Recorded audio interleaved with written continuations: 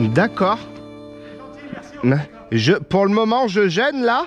Non, il y a juste tout à l'heure, je vais mettre le camion là-bas pour charger dans une petite demi-heure. D'accord. Au pire, je vous le dirai. D'accord, ouais. Ok. Merci.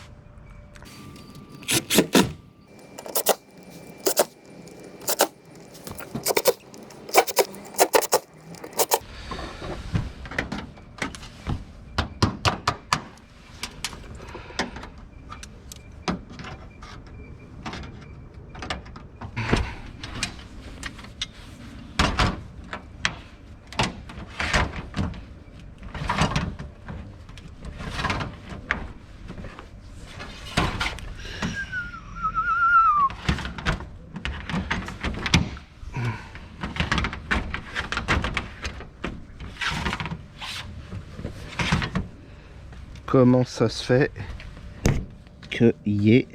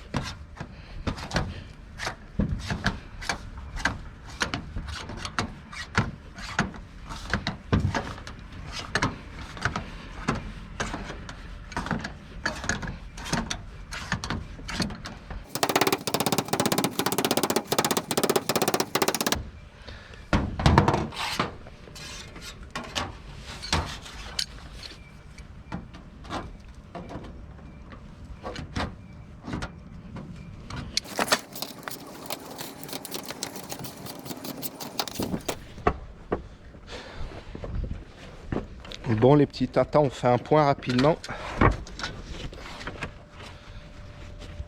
Donc voilà, j'ai posé tous mes bacs et comme prévu, il y a eu un petit peu de jeu mais pas des masses, donc j'ai bien fait d'attendre de poser tous mes bacs pour prendre les cotes du dernier.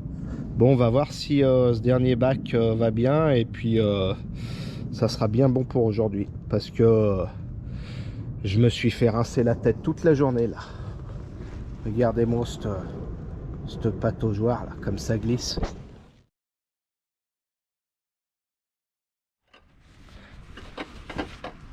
Bon les petits tintins, alors qu'est-ce qui s'est passé?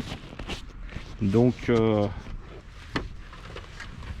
alors on s'était arrêté la dernière fois à ce bac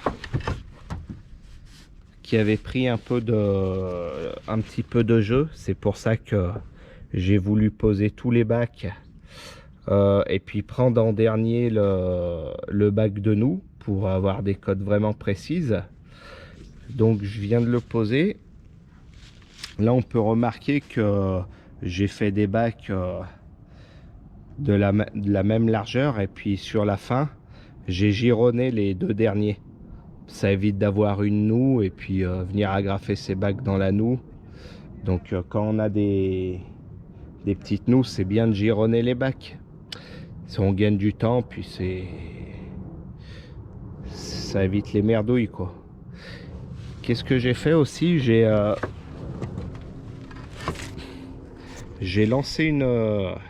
posé une lisse de maintien.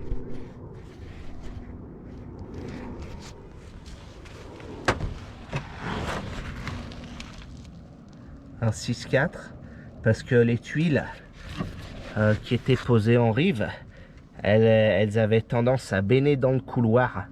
Donc c'est pas super sur ce modèle de tuiles. Oméga 10, il faut toujours aller mettre un bois dessous qui vient affleurer le dessous de la tuile pour la maintenir. Voilà, je vous ai fait voir sur les habillages de bandeaux. J'en avais déjà fait dans d'autres vidéos, mais là je voulais vous montrer une petite technique particulière à Lyon.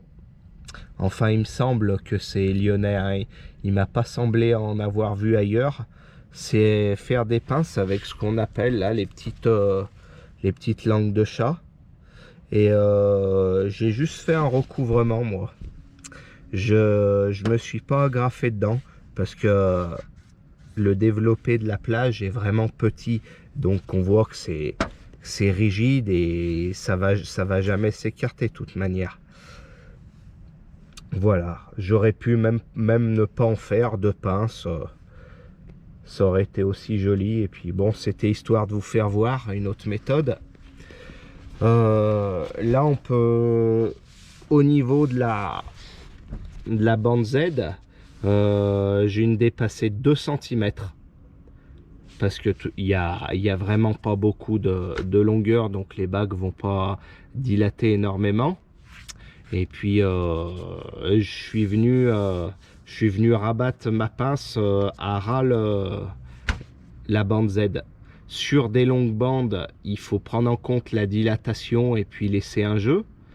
Mais sur des petits panneaux comme ça, c'est pas la peine. Voilà. Et puis quelque chose que j'avais oublié de vous dire aussi, c'est lorsque j'ai voligé la petite terrasse, j'ai voligé en planche de 22. Et la première volige, je l'ai mis en planche de 18. Pourquoi? Parce que ça me permet d'encaisser légèrement ma bande Z de manière à noyer un peu la pince dans l'épaisseur pour éviter que ça marque ici. Et puis surtout avec les années, ça peut s'affaisser, écraser la pince et puis après ça fait des petites remontées d'eau. Mais bon, là c'est vraiment la petite terrasse, hein. Il n'y a pas de souci à se faire. Donc là je me suis quand même soudé un petit retour contre le mur. Là je me suis fait un petit angle agrafé. Là cet après-midi je vais aller me plier les mains courantes là-haut. Ah oui, le fêtage. Alors le fêtage, comme je vous ai dit, j'ai laissé dépasser j'avais enlevé le bandeau, je les ai laissés dépasser dans le vide. Et puis j'ai couché les joints et j'ai relevé le fêtage après et j'ai reposé le bandeau. Voilà, si j'avais laissé le bandeau, j'aurais été obligé de faire mes relevés avant et ça m'aurait obligé à faire des grisonnes ou des petits coulisseaux de tête, donc ça aurait été beaucoup plus long. Voilà. Là au niveau de l'eau qui va arriver là-dedans, dans le bac de nous,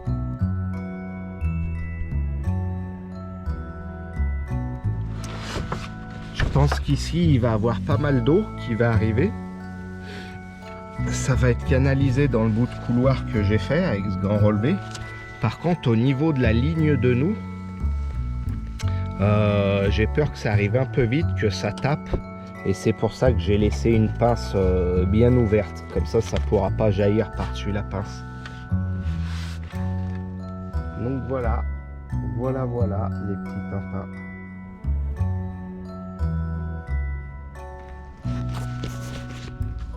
Voilà, donc cet après-midi, main courante. Et là, contre le mur, je vais mettre une bande porte-mastic. Parce que de toute façon, la façade, elle est toute défoncée. C'est pas la peine d'aller me faire une petite moraine ciment bien comme il faut. Alors que le truc...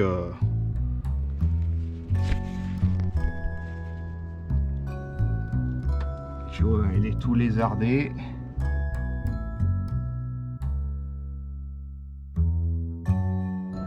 Ça, dans pas longtemps, il va falloir piquer la façade et la reprendre. Donc, je vais mettre une bande porte-mastic et puis ça sera bien bon.